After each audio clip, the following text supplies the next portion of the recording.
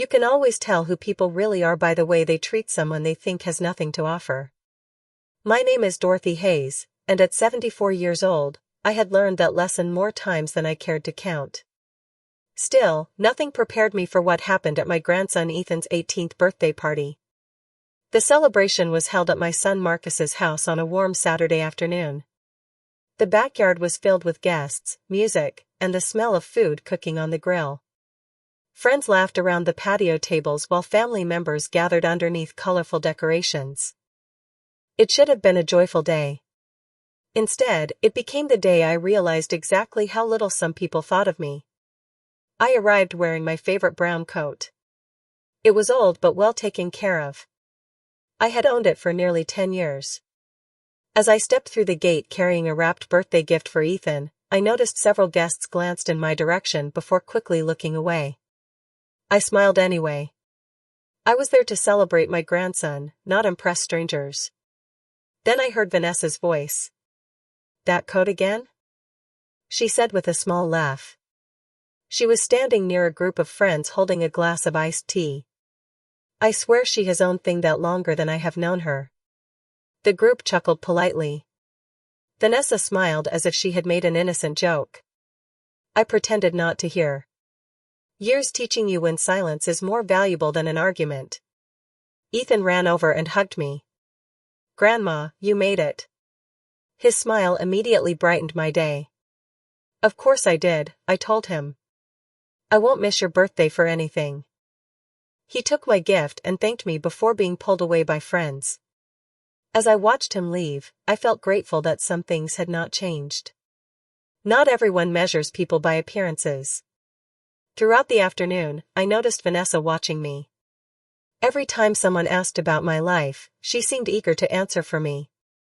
If someone mentioned retirement, she joked about how stubborn I was. If someone asked whether I still lived alone, she responded before I could speak. Her comments were always wrapped in humor, but the message underneath was clear. She wanted people to see me as an elderly woman who depends on others. Later, while carrying a plate back toward the house, I accidentally overheard another conversation. Vanessa was speaking quietly with one of her friends near the kitchen door. "Marcus worries too much," she said. "Eventually she is going to need help whether she admits it or not." Her friend nodded sympathetically. "Have you talked about assisted living?" Vanessa cried dramatically. "I am trying. Someone has to think about the future." I stopped walking. For a moment, I simply stood there holding my empty plate. Then I continued toward the kitchen as if I had heard nothing. Inside, I placed the plate beside the sink and looked out the window at the party. No one noticed the expression on my face. No one knew I had spent decades building something far greater than they could imagine. And no one knew that before long, every assumption they had made about me was about to be challenged. After the party ended, I drove home along familiar streets lined with oak trees and quiet front porches. The evening sun was beginning to sink below the horizon, casting long shadows across the road. Most people would have left that gathering feeling hurt or angry. Strangely, I felt neither. What I felt was clarity. Vanessa had finally stopped pretending. The comments, the jokes, the concerning expressions, the suggestions about my future. They were all pieces of the same picture. She had already decided who she thought I was. An aging woman living alone. A woman who depends on her son. A woman whose best years were behind her. The truth was almost amusing. When I arrived home, I parked my 15-year-old sedan in the driveway and stepped inside. My house was comfortable but modest. The furniture was old but carefully maintained. The walls display family photographs collected over decades. Anyone walking through the front door will see exactly what Vanessa saw. A retired widow living a quiet life. What they will not see are the documents secured elsewhere. The meetings. The contracts. The responsibilities that are still occupied much of my week. I changed clothes, made a cup of tea, and settled into my favorite chair. A few minutes later, my phone rang. The caller identification displays a name that would have surprised most people. Richard Coleman. I answered immediately. Good evening, Richard. His voice carries its usual professionalism. Good evening, Madam Chairwoman. I hope I am not interrupting your evening. The title no longer surprised me. I had heard it for years. Still, I smiled every time. We spent the next 20 minutes discussing preparations for an upcoming corporate event scheduled later that month. Several investors will be attending. Community leaders will be present as well. It was an important occasion. Before ending the call, Richard asked whether I planned to give the keynote address myself. Of course, I replied. I have never missed one. After we hung up, I looked out the living room window toward the darkening sky. Sometimes I wonder what people would think if they knew the truth. Then I always reach the same conclusion. It didn't matter. Real success is easier to protect when nobody is looking for it. The following Tuesday, I participated in one of my regular meetings downtown. As usual, I drove myself. The security guard in the lobby greeted me by name the moment I entered the building. Several employees smiled as I crossed the marble floor. An assistant rushed over with documents requiring my review. The atmosphere was completely different from the one I experienced at family gatherings. Here, nobody saw me as fragile. Nobody assumed I needed someone else to manage my life. Here, people knew exactly who I was. Later that afternoon, as I prepared to leave, my phone buzzed with a message from Marcus. He wanted to invite me to dinner later that week. Attached to the message was a short note from Vanessa. She wrote that they wanted to discuss some important family matters. I stared at the screen for several seconds. Then I slipped the phone back into my purse. Something told me this conversation would have very little to do with family and a great deal to do with what they believed my future should look like. Thursday evening arrived with unusually cool weather for late spring. I drove to Marcus and Vanessa's house just before 6 o'clock. The moment I stepped through the front door, I felt this was not an ordinary family dinner. The dining room table had been carefully arranged. Marcus sat at one end looking slightly uncomfortable. Vanessa sat beside him with several papers neatly stacked near her plate. That detail immediately caught my attention. People do not usually bring documents to family dinners unless they have an agenda. Ethan greeted me warmly and helped me with my coat. His kindness remains one of the few things that felt genuine in that house. We spent the first part of the evening discussing school, sports, and plans for the summer. Marcus talked about work. Ethan shared stories about his friends. Vanessa politely smiled and contributed when necessary. To anyone watching from outside, everything would have appeared perfectly normal. Then dinner ended. Vanessa waited until the dishes were cleared before finally bringing up the subject she had clearly been planning all week. Dorothy, she began carefully, Marcus and I have been talking about the future. I took a sip of coffee and nodded. The future has a habit of arriving whether we talk about it or not. Ethan smiled. Marcus looked down at the table. Vanessa continued. We have been thinking about ways to make things easier for everyone. There it was. Easier. People often use that word when discussing changes they want someone else to accept. She slides a folder towards me. There are some excellent retirement communities nearby. I touched at the folder but did not open it. That is thoughtful. Vanessa seemed encouraged by my calm response. You will have activities. Transportation. Medical support if you ever needed it. Marcus finally speaks. Mom, nobody is saying you need anything right now. His voice sounded uncertain. Vanessa immediately continued. Of course not. We are just planning ahead. I studied both of them for a moment. Marcus looked uncomfortable. Vanessa looked determined. The difference mattered. Planning ahead is important, I agreed. That is why I have spent most of my life doing exactly that. The statement seemed to catch Vanessa off guard. She quickly recovered. We just worried about you living alone. I almost smiled. Earlier that same day, I had chaired a 4-hour executive meeting involving hundreds of employees, major contracts, and millions of dollars in annual revenue. Yet somehow the people sitting across from me believed I could no longer manage my own life. The irony was difficult to ignore. Ethan suddenly spoke. "Grandma seems to do quite well on her own." Vanessa gave him a look that immediately ended the discussion. Then she returned her attention to me. "Nobody is questioning your independence. We are simply trying to be realistic." Realistic. Another carefully chosen word. Throughout the conversation, I noticed something interesting. Neither Marcus nor Vanessa ever asked what I wanted. They discussed options. They discussed possibilities. But they never asked the most important question. Finally, I closed the folder and placed it gently back on the table. "I appreciate your concern," I said. "But I am very happy with my current situation." Vanessa's smile tightened slightly. The response was not the one she wanted. For a brief moment, quiet settled across the room. Then my phone rang. The name displayed on the screen was Richard Coleman. I excused myself and stepped onto the back patio to answer. The moment I picked up, his voice carried unmistakable excitement. "The announcement is ready." As I listened, I touched through the window and saw Vanessa watching me.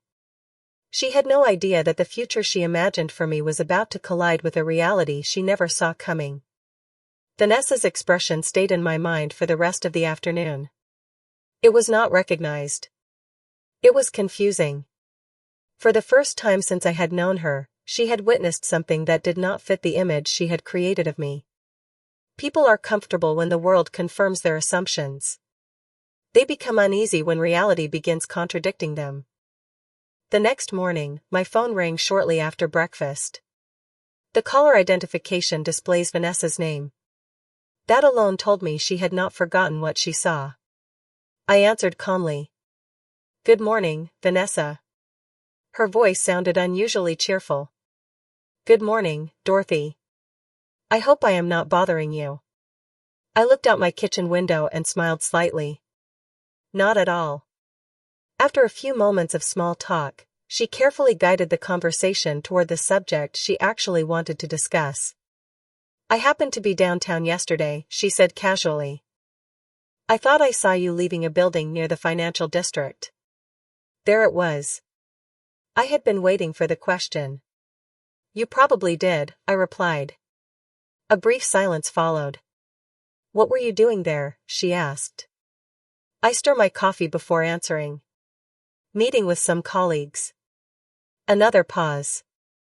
I could almost hear her trying to make sense of the response. Eventually she laughed softly. "You always have interesting activities." We ended the conversation a few minutes later, but I knew my answer had only increased her curiosity. 3 days later, another family gathering brought everyone together again. This time it was a barbecue hosted by one of Marcus's cousins. As guests mingled around the backyard, I noticed Vanessa watching me more closely than usual. Several times she attempted to steer conversations toward retirement, finances, or future plans. Each time I answered politely without revealing anything important. The more she searched for information, the less she seemed to find. During the afternoon, Ethan joined me near the patio. "Grandma, can I ask you something?" he said. "Of course." He hesitated. "Why do people always assume older people need help?" I looked at him carefully. "What made you ask that?" He snapped. "I hear comments sometimes. Not just about you. About other people too." I smiled. Ethan was observant. Much more observant than most adults realized. "Because some people mistake age for weakness," I said. "And sometimes they stop seeing the person behind the age." He nodded thoughtfully. "That doesn't seem fair." It usually isn't. Later that evening, as the gathering began winding down, Richard called again. This time I stepped only a few feet away before answering. His voice carries excitement. "Everything is confirmed. The invitations have gone out." "Excellent," I replied. "Attendance looks strong," he continued. Business leaders, community partners, investors, and local officials have all confirmed. As we spoke, I noticed Vanessa glanced in my direction. She could not hear the conversation, but she clearly recognized the seriousness of it. When I returned, she answered. "Busy social calendar?" she asked. "Something like that," I replied. Her smile remained in place, but her eyes revealed growing frustration. She was beginning to realize there were entire parts of my life she knew absolutely nothing about. What she still did not know was that in less than 2 weeks, those hidden pieces will come together in front of everyone. And when they did, the assumptions she had built over years would collapse in a single afternoon. The days leading up to the event passed quickly. My schedule became increasingly busy as final preparations moved forward. Meetings filled my mornings. Planning sessions occupied my afternoons. Yet I continued keeping most of those private responsibilities.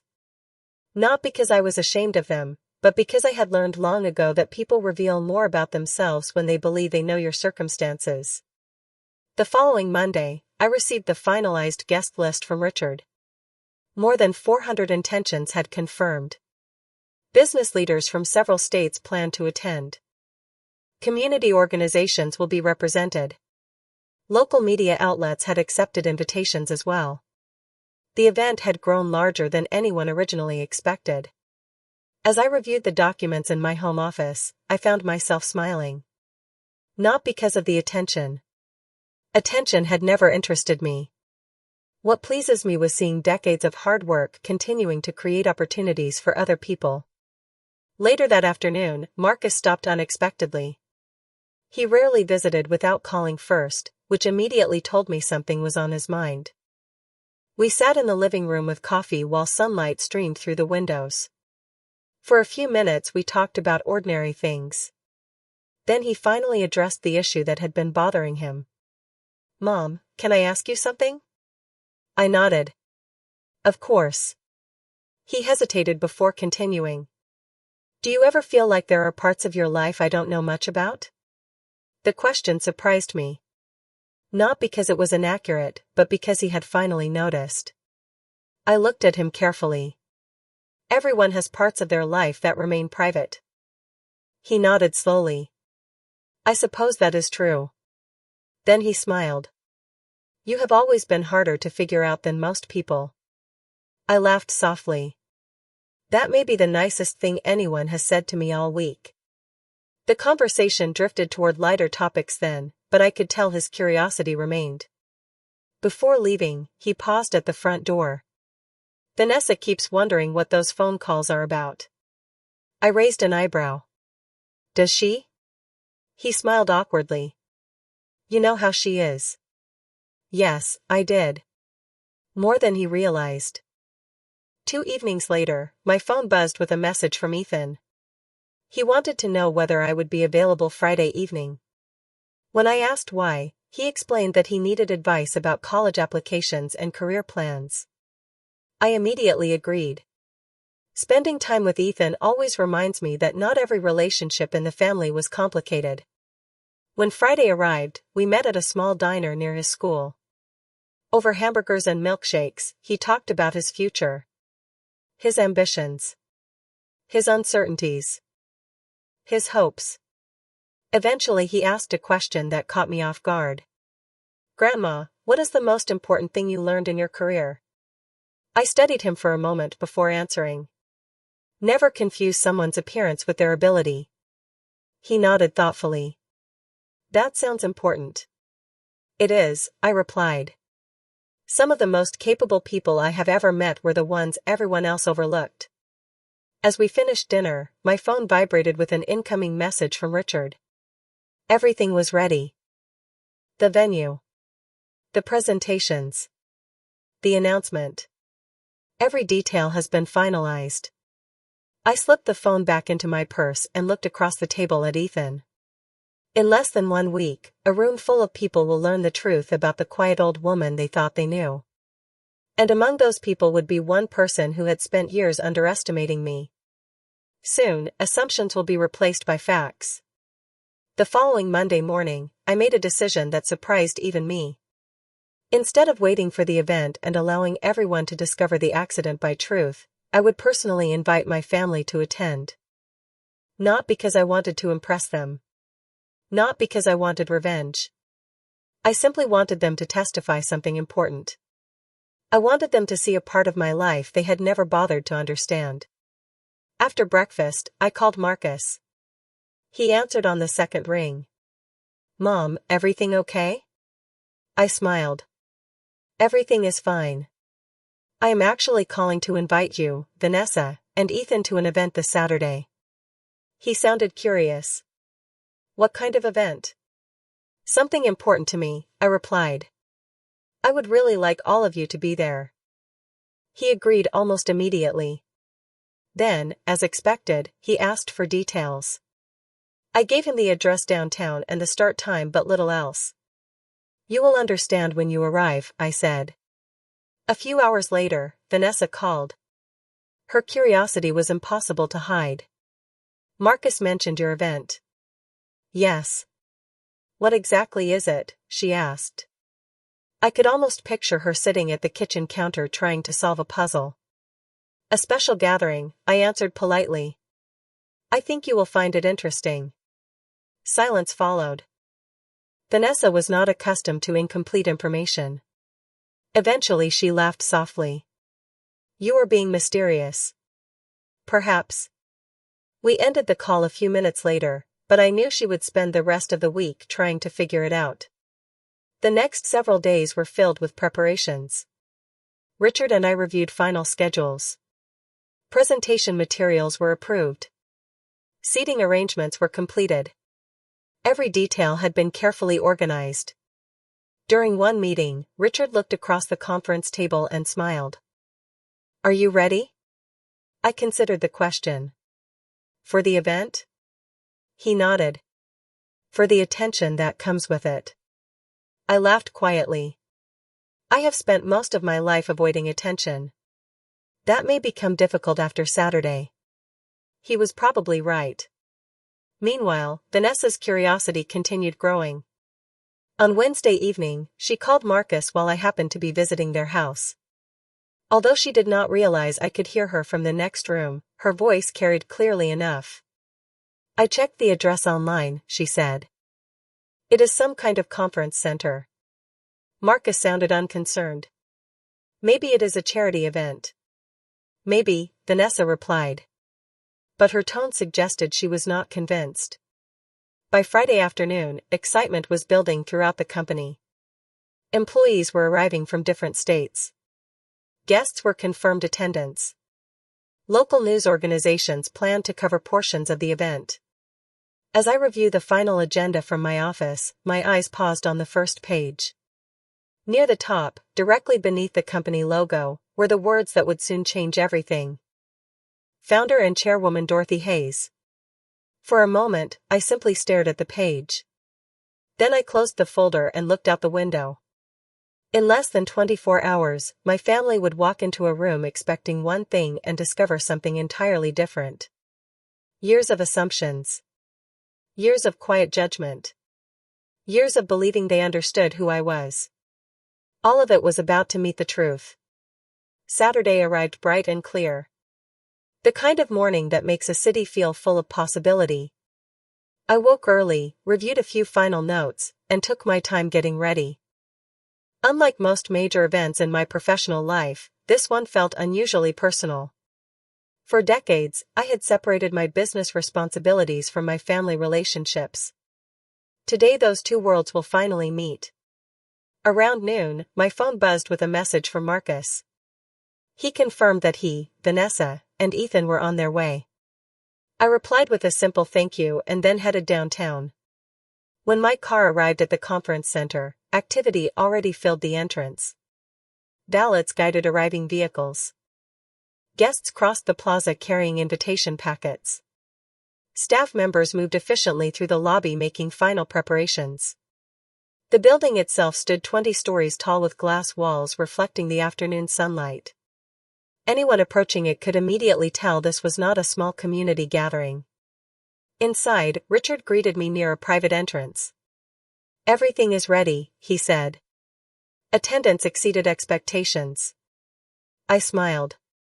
You always say that. Because it keeps happening, he replied. We shared a brief laugh before reviewing the final schedule. A few minutes later, I stepped into a private conference room overlooking the city. From there, I could see guests arriving below. Business executives. Community leaders. Longtime partners. Employees from offices across the country. Some of them had worked alongside me for decades. Others had joined much more recently. What connected them all was a shared belief in the company we had built together. Suddenly after 1 o'clock, I noticed a familiar vehicle pulling into the entrance area.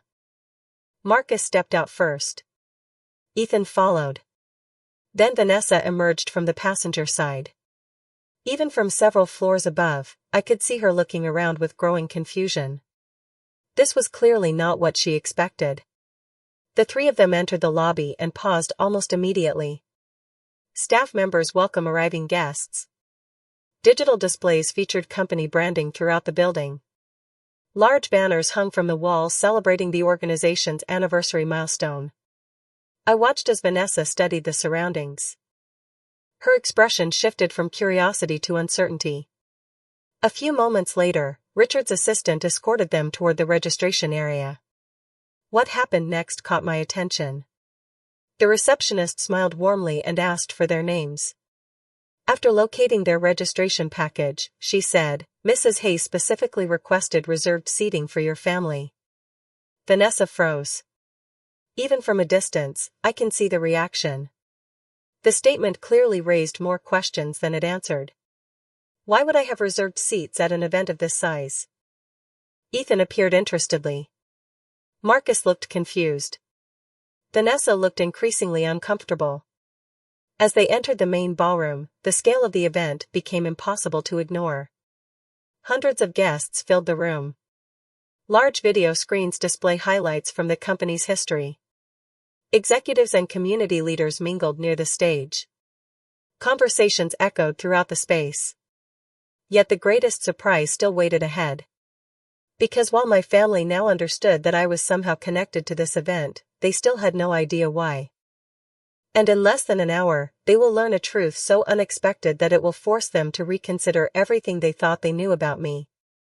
The ballroom continued filling as the afternoon progressed. From my position behind the stage, I occasionally poked through the curtains towards the audience. Nearly every seat was occupied. Executives sit beside community leaders. Longtime employees greeted former colleagues. Investors spoke with nonprofit partners whose programs had been funded through the company's charitable foundation. The atmosphere was warm, energetic, and full of anticipation. Near the front of the room sat Marcus, Vanessa, and Ethan. Their reserved seats placed them only a few rows from the stage. Ethan appeared fascinated by everything around him. Marcus looked increasingly confused. Vanessa seemed determined to figure out what was happening before told anyone her. Every few minutes she studied the event program, searched the banners hanging from the walls, or looked around the room hoping to discover an explanation. The problem was that she was searching for answers in all the wrong places. A few minutes before the program began, Richard stepped onto the stage to welcome everyone. Applause filled the ballroom. His reputation alone commanded attention. He understood the guests for attending and spoke briefly about the company's history, growth, and commitment to the community serving it. As he spoke, large screens display photographs from different periods in the organization's development. Images of construction projects, community programs, scholarship recipients, and company milestones appear one after another. Several times, I noticed Marcus leaning forward to study the photographs more carefully. Something about the presentation was beginning to feel familiar to him, even if he couldn't yet understand why. Then Richard introduced several senior executives. One by one they share stories about the company's journey. They spoke about leadership, vision, integrity, service. Again and again, certain themes appear. Humility, hard work, long-term thinking. Each story seemed connected to a person who had not yet been named. Meanwhile, Vanessa's confidence continues to fade. The certainty she carried into the event had been replaced by visible discomfort. She no longer looked like someone evaluating an elderly relative. She looked like someone realizing she had overlooked something important. Halfway through the program, the lights dimmed slightly and a special video presentation began. The room fell silent. The video traces the company's origins back more than 30 years. It shows old photographs, newspaper clippings, and early business records. A narrator describes how a determined entrepreneur had started with a small operation and gradually transformed it into one of the region's most respected companies. The audience listened attentively. Then a photograph appeared on the screen. It was an old image of me standing beside the company's first office building decade earlier. Gasps echoed throughout the ballroom. From behind the curtain, I watched my family's reaction. Ethan's eyes brightened immediately. Marcus sat frozen. Vanessa stared at the screen as though she could not believe what she was seeing. Before she could proceed that surprise, additional photographs followed. There I was at groundbreaking ceremonies, community events, corporate anniversaries, industry conferences. The evidence became impossible to ignore. Yet the full truth still had not been spoken aloud. When the video ended, applause filled the room. Richard returned to the podium and waited for the audience to settle. Then he smiled and looked directly toward the front rows. For more than 3 decades, he said, one extraordinary leader has quietly guided this organization while enduring personal recognition. The ballroom became completely silent. Today, it is finally time to honor the woman who built it. At that moment, every eye in the room turned toward the side entrance where I was preparing to walk onto the stage. As Richard's final words echoed through the ballroom, I stepped out from behind the curtain and onto the stage. The applause began immediately. Hundreds of people rose to their feet. The sound filled the room like a wave. For a moment, I simply stood there taking it all in. Not because I enjoyed attention, but because I recognized many of the faces looking back at me. Employees who had dedicated years of their lives to our mission. Community leaders who had cooperated with us. People whose lives had intersected with mine through decades of work. Their respect had never been about money. It had always been about trust. As I approached the podium, I leaned toward the front rows. Ethan was staring at me with open amazement. Marcus looked completely stunned. Vanessa sat motionless. The confidence she had carried for so long had disappeared. In its place was disbelief. Richard waited for the applause to settle before speaking again. Ladies and gentlemen, it is my privilege to introduce the founder, majority owner, and chairwoman of Hayes Community Enterprises, Mrs. Dorothy Hayes. Another round of applause swept through the ballroom. This time it lasts even longer. Several guests smiled in my direction. Others nodded respectfully. Across the room, I could see local reporters taking notes. Cameras capture the moment from different angles. Yet my attention kept returning to my family. For years they had known me only as a quiet widow living alone in a modest house. Now they were seeing another chapter of my life that had existed long before many of them ever entered it. Richard continued speaking. He describes the company's growth from a small startup into a multi-million-dollar organization employing hundreds of people across multiple states. He spoke about community investment programs, scholarship funds, housing initiatives, and business partnerships. With every statistic and every accomplishment, the reality became more impossible to ignore. This was not a small business. This was not a retirement hobby. This was a company whose value reached far beyond anything Vanessa had imagined. Then Richard revealed one final detail. Despite owning the majority of the company, Dorothy has never drawn attention to herself. She has spent decades quietly reinvesting profits into employees, communities, and long-term growth. A murmur spread through the audience. Several people applauded again. I noticed Ethan smiling proudly. Marcus looked emotional. Vanessa lowered her eyes toward the event program in her hands. Perhaps she was reminding the jokes about my old coat. The comments about retirement communities. The assumptions about dependence. Perhaps she was finally realizing how little she had actually known about me. When Richard finished, he stepped aside and invited me to speak. I walked to the podium and looked across the audience. Hundreds of faces stared back at me. Yet the people who matter most sat in the front row. For a brief moment, memories flashed through my mind. Long nights building the company. Difficult decisions. Financial risks.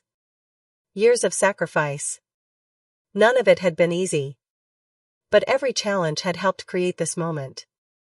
I adjusted the microphone and smiled warmly at the audience. Then I began speaking about gratitude, perseverance, and the importance of never judging a person's worth by appearances. And as I looked toward the front row once more, I realized that the most important lesson of the day had only just begun. The ballroom remained silent as I spoke. Hundreds of people listened, but my words were not really about business. They were about perspective. They were about the danger of making assumptions. I shared stories from the early days of the company, when resources were limited and success seemed uncertain. I talked about setbacks, failures, and lessons learned. Most importantly, I talked about people. The employees who believed in a vision before it was profitable. The partners who supported us before we were established. The communities that trusted us before we had earned recognition. When my remarks ended, the audience rose once again in a standing ovation. The applause felt warm and sincere, but what mattered most happened after I stepped away from the podium. Guests immediately approached to offer congratulations. Business leaders shook my hand. Employees shared memories. Community partners expressed gratitude for projects we had completed together over the years. Through it all, I occasionally leaned toward the front row. Marcus remained seated for several moments after everyone else stood. His expression reflected a mixture of pride, surprise, and regret. Ethan looked as though he had just discovered a hidden chapter of family history. Vanessa remains unusually quiet. The certainty that had defined her for so long was gone. Eventually the formal program concluded and suddenly moved into the reception area. Conversations filled the ballroom. Small groups gathered around display exhibition highlighting the company's history and future initiatives. I finally spent nearly an hour greeting guests before noticing Marcus approaching. He stopped in front of me and shook his head slowly. "Mom, I don't even know what to say." I smiled gently. "You don't have to say anything." He laughed softly. "I spent my entire life thinking I knew everything important about you. Most children think that about their parents." His expression became more serious. "Why did you never tell us?" It was a fair question. One I had expected eventually. "Because I wanted my family to know me," I answered. "Not my balance sheet." Marcus looked down for a moment before nodding. He understood. Or at least he was beginning to. A few minutes later, Ethan joined us. Unlike his father, he was not struggling to find words. His excitement was impossible to hide. "Grandma, this is incredible." I laughed. "It has been a long journey." He smiled. "I always knew there was something special about you." The sincerity in his voice touches me more than any award or recognition ever could. Then I noticed Vanessa standing nearby. She seemed unsure whether to approach. For perhaps the first time since I had known her, she looked truly uncomfortable. Eventually she walked over and stopped beside Marcus. For several seconds, nobody speaks. Then she looked directly at me. "I owe you an apology." The words were quiet but unmistakable. Marcus looked surprised. Ethan remained silent. Vanessa continued. "I thought I understood your situation. I made assumptions I should not have made." She paused before adding, "And I was wrong." The admission did not erase the past. It did not magically undo years of subtle disrespect. But it was honest. More honest than anything she had told me in a very long time. I simply nodded. "We all make mistakes," I replied. Her shoulders relaxed slightly. The tension that had followed her throughout the day seemed to ease. Around us, guests continue celebrating. Yet in that small moment, something far more important had happened. The truth had replaced assumption. And for the first time in years, everyone was finally seeing the same person.